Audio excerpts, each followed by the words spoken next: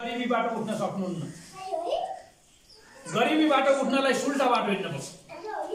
पवित्र धर्मशास्त्र बाइबलले के भन्छ भने परमेश्वरलाई नलुट भन्छ। मान्छेले दशांशको भेटीमा परमेश्वरलाई लुट्छ भन्छ। परमेश्वरले आम्दानी दिनुभयो तर दशांश दिन कन्जुसाइ गरेर दशांश दिँदैन भन्छ। अनि दशांश नदिने मान्छे अगाडि बढ्न सक्दैन।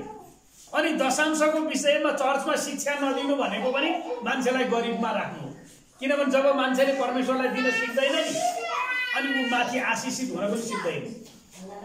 त्यसकारण तपाईँ अगाडि बढ्ने तपाईको प्रक्रिया तपाईले कमाएको पैसाबाट सुरु हुन्छ। तपाईँ आफ्नो पैसामा इमानदार हुनु भएन भने अरूको पैसा तपाईलाई राख्न दिन्छ कसैले? अरूको पैसा तपाईले पाउनुहुन्छ केलाउनु? पाउनु। आफूसँग भएको पैसामा इमानदार नहुने मान्छेले अरू पैसा पाउँदैन भन्छ बाइबलले। जो आफ्नो पैसामा इमानदार हुँदैन त्यसले अरूको पैसा कहाँबाट?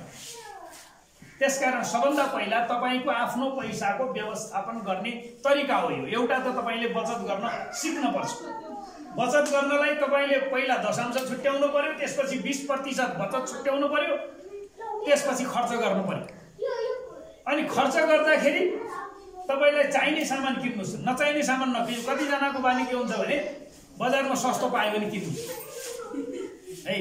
तपाईलाई 4 दिनलाई घरमा तरकारी छ तर बजारमा जाँदाखेरि सस्तो पायो है। 50 रुपैयाँ किलोको भेन्डी 10 रुपैयाँ किलोमा पायो, 5 किलो खाउने। तर तपाईसँग 4 दिनलाई पुग्ने तरकारी घरमै छ अनि तपाईको त्यो 5 किलो भेन्डी 4 दिनपछि कुहेर फाल्नुपर्छ अनि 50 रुपैयाँ नोक्सान। बुद्धि नभएपछि त्यस्तो हुन्छ। तपाईको घरमा सामान छ भने अर्को नकिन्नुहोस् है। महिला दिदीबहिनीहरूको यस्तो बानी हुन्छ क्या, बजारमा गयो सस्तो कुर्ता भेटायो भने घरमा 4 जोर कुर्ता भयो भने अर्को किनिहाल्छ। सस्तो भेटाएछ किनिहाल्छ है। घरमा 5 जोर चप्पल छ भने बाटामा चाहिँ फुटपाथमा 100 रुपैयाँ जोर बेचेको छ भने किनिहाल्छ। त्यो घरमा भएको फाटेपछि किन्नु नि अर्को। त्यो बुद्धि छैन है। तपाईँ आज साँझ गएर तपाईँहरूले के गर्नुहोस् भने तपाईँको घरमा तपाईँले लाउने लुगा कति जोर छ गर्नुहोस्। अनि तपाईँले 6 महिनादेखि नलाएको लुगा छ भने 6 महिनासम्म तपाईँले लाउनु भएन, 1 दिन पनि लाउनु भएन भने त्यसको लुगा अरूलाई बाँड्नुहोस्। त्यो कामै छैन। तपाईँले 6 महिना 1 वर्ष लाउनु भएन फेरि लाउनु। त्यो हामीले चाहिँ पैसा खर्च गरेर फोहोर थुपारिराखेका छौँ घरभित्र। फोहोर है। यस्तो बानी सुधार्नु भयो भने नेपालीहरू गरिब हुनै सक्दैन। नेपालीहरूको कमाइ राम्रै छ तर बचत गर्न जान्दैनन्। त्यसकारण मण्डलीले शिक्षा दिने प्रभु येशू ख्रीष्टले रुपैयाँ पैसाको विषयमा, मुक्तिको विषयमा जति सिकाउनु भएको छ रुपैयाँ पैसाको विषयमा अझै बढ्ता सिकाउनु भएको छ।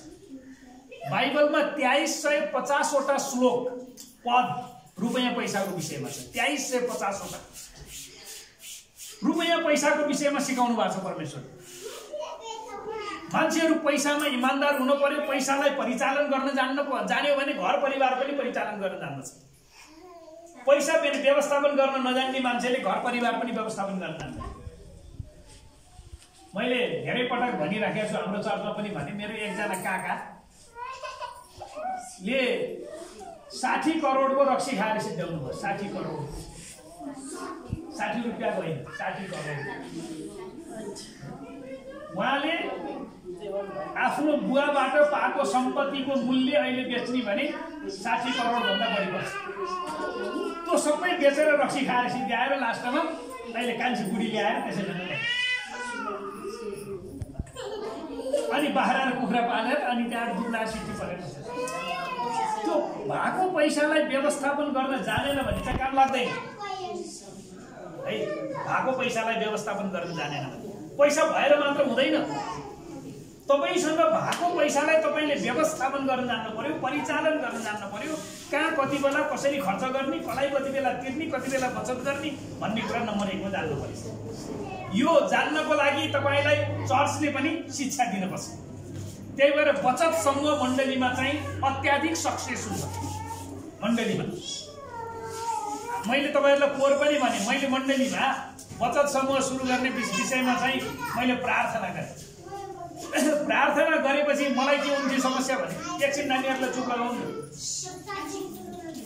एकछिन चुप लगाउनु त नानीहरूलाई नबोलोस्।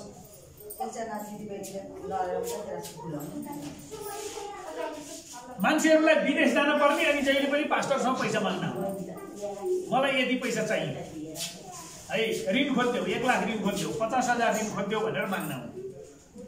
अब पास्टरले कतिजनालाई ऋण खोजिदिने है, 1 महिनामा 4 लाख 5 लाख ऋण खोजिदिनु पर्यो, अनि उसले तिरेन भने पास्टरको थाप्नु।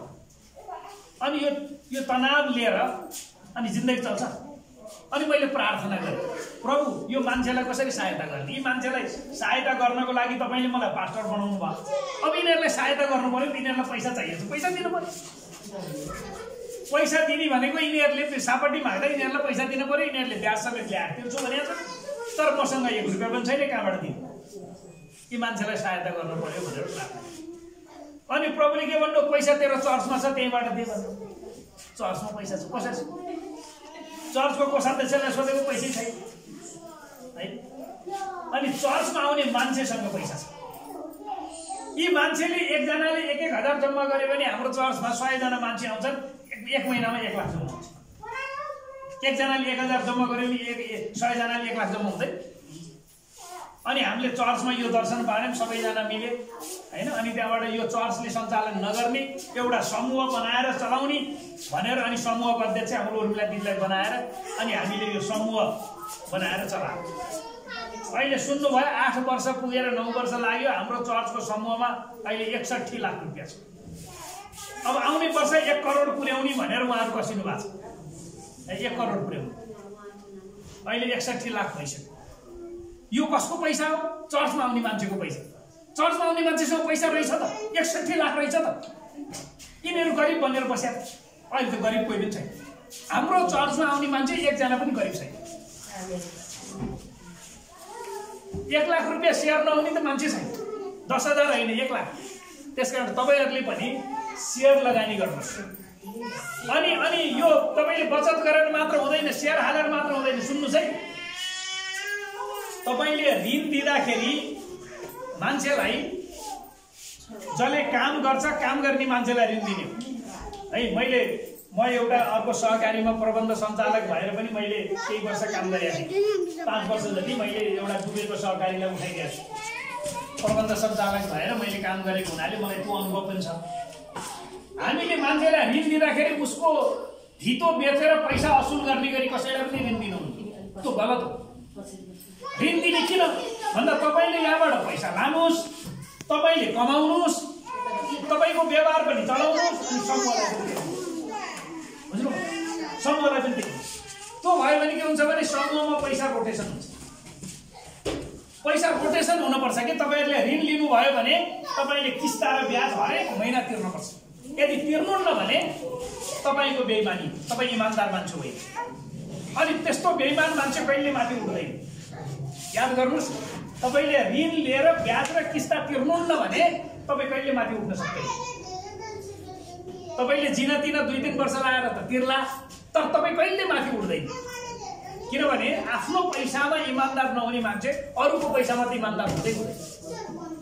त्यसकारण ऋण परिचालन गर्दा पनि हामीले ब्याज र किस्ता चाहिँ समूहमा आयो भने अरू मान्छे दुःख परेको मान्छेले पनि त ऋण पाउनु पर्यो नि त। एउटाले चाहिँ भइजति पैसा लगिदिने अनि अरूले पैसा नपाउने, त्यो त भयो। तपाईँले लानुहोस्, तपाईँले हरेक महिना मानिलिनुहोस्, अब यो अगापिबाट तपाईँहरूले 5 लाख रुपियाँ ऋण लानु, 1 वर्षलाई भनेर लानु। 1 वर्षमा 5 लाख रुपियाँ सबैले फिर्ता गरिदिनु। अब तपाईँले 5 लाखको ब्याज र किस्ता हरेक महिना तिर्नु भयो भने त फेरि 25-30 हजार त हरेक महिना उठ्छ नि त, यहाँ 40,000 सम्म उठ्छ। अनि त्यो 40,000 हरेक महिना उठ्दाखेरि अरू मान्छेलाई पनि त ऋण दिनु पैसा भयो नि त। अनि रोटेसन भयो नि त, यो पैसा घुम्यो नि त। घुम्दाखेरि यसले अरू पैसा कमाउँछ। अनि यो कमाएको पैसा फेरि कसैले खाने होइन, तपाईँहरूले बोनस खाने हो। हाम्रो चर्चमा हरेक वर्ष 20% बोनस दिन्छ। 1 लाख रुपियाँ सेयर हाल्ने मान्छेले 20,000 रुपियाँ बोनस पाउँछ। 20,000। अस्ति हाम्रो उर्मिला दिदीले बोनस बुझेर अनि त्यहाँबाट त्यसको पङ्खा बनाएर हम्किन्छ है। यहाँ गुरुआमा पनि जानुभएको। 1 लाख रुपियाँ हाल्नेले 20,000 बोनस पाउँछ। यो यहाँ कसैले 1 पैसा तलमाथि गर्दैन। तपाईँहरूसँग सेवा शुल्क लिन्छन्, त्यो पनि आम्दानीमै जान्छ, कसैले खाने होइन। यहाँ कागजपत्र तयार गर्न पर्छ, कागजपत्र किन्न पर्छ, त्यो कागजपत्र स्टेसनरीबाट आएको बचेको त्यो पैसा फेरि तपाईँहरूले बोनसै खाने हो, कसैले 1 पैसा अचलन गर्ने है। तपाईँहरू सदस्य शुल्क 100 रुपियाँ लिन्छ, त्यो पनि आम्दानीमै जान्छ, त्यो पनि आम्दानी जो। त्यसकारण चाहिँ यो कुराहरूलाई हामीले विचार गरेर गर्नुपर्छ। त्यसकारण एउटा बचत गर्ने, अर्को ऋण लिएपछि ऋणको किस्ता र ब्याज इमानदारीका साथ तिर्ने है, अनि रेगुलर बचत गर्ने, ऋणको किस्ता र ब्याज रेगुलर तिर्ने, नियमित तिर्ने है। छैन भनेर हुँदैन, जसरी पनि काम गरेर जसरी पनि कमाएर तिर्नुपर्छ, छैन भनेर हुँदैन। जब यो अनुशासनमा तपाईँ जिउन थाल्नुहुन्छ नि, तपाईँ गरिबीबाट मुक्त हुन थाल्नुहुन्छ। हामीसँग आर्थिक रुपैयाँ पैसालाई परिचालन गर्ने डिसिप्लिन छैन। त्यो डिसिप्लिन नभएको हुनाले, अनुशासन नभएको हुनाले नेपालीहरू गरिब भइरहेको छ। म रत्न पार्क जाँदाखेरि त्यो भरियालाई हेर्छु, त्यो तपाईँले चाहिँ वीर हस्पिटल पछाडिपट्टि चाइनिज सामानको त्यो भारी बोक्ने भरियालाई गएर हेर्नुहोस् एकचोटि है। त्यता जानुभयो नाम्लो लिएर मजासँग चाहिने टोपी यता तलतिर पुर्याएर भरियाले खुब बोक्या हुन्छ, कहिले गाडा ढाक्या हुन्छ, कहिले भारी बोक्या हुन्छ। अनि साँझ 5 बजेतिर रत्न पार्कमा जानुहोस्, त्यहाँ चाहिँ तपाईँको यत्रो यत्रो कराईमा चाहिँ रागाको चाहिँ त्यो भुटन भुट्छन् त्यहाँ। अनि ती भरिया खानी जम्मै भरिया हो, अरू कसैले खाँदैन। ती भरियाहरू गएर अनि यति यति लिएर अनि रक्सी र मासु टन्न खाएर अनि त्यही पेटिया सुत्छ, भोलि बिहान उठेर फेरि त्यही काम गर्छ, 1 रुपियाँ बचत गर्दैन। तिनीहरूको जिन्दगी सधैँभरि त्यस्तै। तर उनीहरूले एक दिनमा 2500 सम्म 3000 सम्म 3500 सम्म कमाउँछन् ती भरिया, तर पैसा छैन।